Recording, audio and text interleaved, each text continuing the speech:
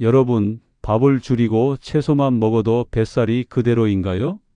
열심히 운동해도 혈당 조절이 어렵다고요? 그렇다면 더 이상 의지의 문제가 아닙니다. 그 해답이 궁금하시다면 구독과 좋아요 눌러주세요. 사실 나이가 들면서 우리 몸의 세포가 수분을 다루는 능력이 떨어집니다.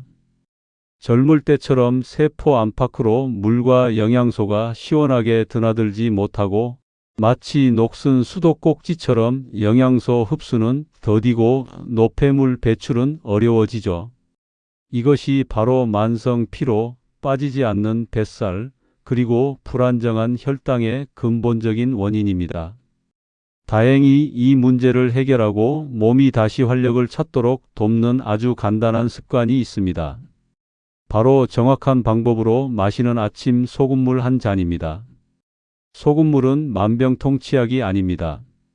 하지만 우리 몸의 수분 균형과 전해질 균형을 맞추어 세포가 다시 제 기능을 하도록 돕는 중요한 촉매제 역할을 합니다. 지금부터 이 습관으로 실제 건강 변화를 경험한 세 분의 이야기를 자세히 들려드리겠습니다. 첫 번째 주인공은 서울에 사시는 65세 이순희 씨입니다. 이순희 씨의 변화부터 직접 들어보시죠. 저는 늘 배가 불룩해서 임신한 거 아니냐는 놀림까지 받았어요. 아침에 눈 뜨자마자 집안일을 시작하지만 걸레질 몇 번만 해도 소파에 쓰러져 두세 시간을 졸기 일쑤였죠. 식사량도 줄이고 운동도 하는데 체중계 숫자는 그대로라 너무 답답했어요. 그런데 아침마다 미지근한 물에 천일염 아주 소량을 타서 마시기 시작했습니다. 일주일 후 아침에 몸이 덜 무겁다는 걸 느꼈고 한 달 후에는 허리띠가 눈에 띄게 헐렁해졌어요. 뱃살이 줄어든 건 단순히 체중이 빠져서가 아니라 밤새 고여있던 불필요한 물과 노폐물이 빠져나가 몸이 가벼워진 거죠. 요즘은 남편보다 제가 공원에서 더 오래 걸을 수 있어요. 이순희 씨의 경우는 수분 균형이 개선되면서 대사 기능이 향상된 것입니다. 소금물은 체내 나트륨 농도를 미세하게 조절하여 세포가 수분을 원활하게 흡수 및 배출하도록 돕습니다. 이 균형이 맞춰지면서 에너지를 효율적으로 사용하게 되고 불필요한 체액 저류, 즉 붓기가 줄어든 거죠. 두 번째 사연은 김철수 씨입니다. 당뇨로 고생하시던 72세 김철수 씨의 이야기입니다. 당뇨나 고혈압 약을 드시는 분은 반드시 의사와 상의해야 합니다. 이건 정말 중요하니 꼭 기억하시면서 들어주세요. 저는 당뇨약을 먹고 있지만 혈당이 잘 안 잡혀 늘 불안했어요. 특히 밤에 자다가도 화장실을 여러 번 가야 했고 심한 갈증 때문에 물을 계속 찾았죠. 몸이 당을 감당하지 못해 비상조치를 하는 상태였습니다. 저는 담당 의사분과 상의하고 아침 소금물 습관을 시작했어요. 2주 정도 지나자 밤에 깨서 화장실 가는 횟수가 현저히 줄었습니다. 숙면을 취하게 되니 피로감도 줄었죠. 2달 후에는 식후 혈당 수치가 안정되어 의사 선생님께 칭찬까지 들었습니다. 소금물이 혈당을 직접 낮춘 건 아닐 겁니다. 하지만 몸의 수분 순환이 좋아지니 몸이 당을 덜 부담스러워하는 느낌이 들어요.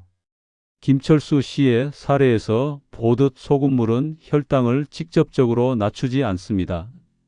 그러나 미네랄 보충과 수분 균형 개선을 통해 세포의 수분 흡수 능력을 개선하고 혈액의 점도를 낮추는 데 간접적으로 도움을 줄 수 있습니다. 이는 전반적인 대사 환경을 개선하여 기존의 당뇨 관리를 더욱 효과적으로 만듭니다. 마지막 사연은 59세 박영자 씨입니다. 만성 붓기로 고통받으시던 박영자 씨의 경험담입니다. 아침마다 얼굴이 퉁퉁 붓고 눈꺼풀이 무거워서 너무 스트레스였어요. 남편이 피곤해 보인다고 할 때마다 속상했죠. 발등까지 부어서 신발 신을 때도 불편했습니다. 짠 음식도 피했는데 붓기는 나아지지 않았어요. 아침 소금물을 시작하고 열흘 정도 지나자 아침에 거울을 보면 얼굴 붓기가 덜하다는 것을 느꼈습니다. 한 달 후에는 피부에 윤기가 돌기 시작했고 화장이 훨씬 잘 받는다는 말을 들었어요. 예전엔 아침마다 거울 보는 게 두려웠는데 이제는 주변에서 피부가 좋아졌다, 훨씬 맑아졌다는 말을 듣게 되었죠. 퉁퉁 부어서 아팠던 발등 붓기도 많이 줄어 외출이 훨씬 편해졌습니다. 박영자 씨의 경우 소금물이 체액의 삼투압을 조절하여 세포 안팎으로 물이 이동하는 균형을 잡는 것을 도왔습니다. 이 균형이 회복되면서 세포 밖에 고여있던 불필요한 수분, 즉 붓기가 원활하게 배출되어 몸과 피부의 수분 상태가 건강하게 개선된 것입니다. 소금물 효과는 어떤 소금을 얼마나 마시느냐에 달려 있습니다. 자, 이제 소금물에 좀 관심이 생기시나요? 그런데 어떤 소금을 선택해야 하는지에 대한 질문 정말 많이 받았는데요. 정제염, 즉 하얀 일반 소금은 피하세요. 나트륨만 있고 미네랄은 거의 없습니다. 천일염, 용소금, 히말라야, 핑크 솔트 등 미네랄이 살아있는 소금을 선택하세요. 가격과 편리성을 고려해 그라인더형 핑크 솔트나 깨끗한 용소금을 추천합니다. 황금 비율과 섭취 방법도 궁금하시죠? 물은 미지근한 물 200ml, 종이컵 가득 준비하시고요. 소금은 소금 그라인더로 딱 한 바퀴 돌리거나 손가락으로 집었을 때 아주 적은 한 꼬집 정도만 넣으세요. 짜지 않고 아주 약간 짭짤한 맛이 나야 가장 좋습니다. 그리고 언제 마시냐면 아침 공복에 마셔야 흡수율이 가장 높습니다. 마실 때는 벌컥벌컥 마시지 말고 한 모금씩 입에 머금고 잠깐 동안 굴린 후 천천히 삼키세요. 마지막으로 꼭 강조하고 싶은 게 있어요. 소금물은 약이 아닙니다. 이 습관을 시작하기 전에 반드시 다음을 확인하세요. 첫째, 고혈압 약, 심장약, 신장질환이 있는 분은 절대 의사와 상의 없이 시작하지 마세요. 나트륨 섭취 증가가 건강에 심각한 문제를 일으킬 수 있습니다. 둘째, 소금물을 마신 후 속쓰림, 어지럼증, 심한 갈증, 손발에 부종이 심해지는 경우에는 즉시 중단하고 병원을 찾으세요. 이는 농도가 너무 높거나 몸에 맞지 않는다는 신호입니다.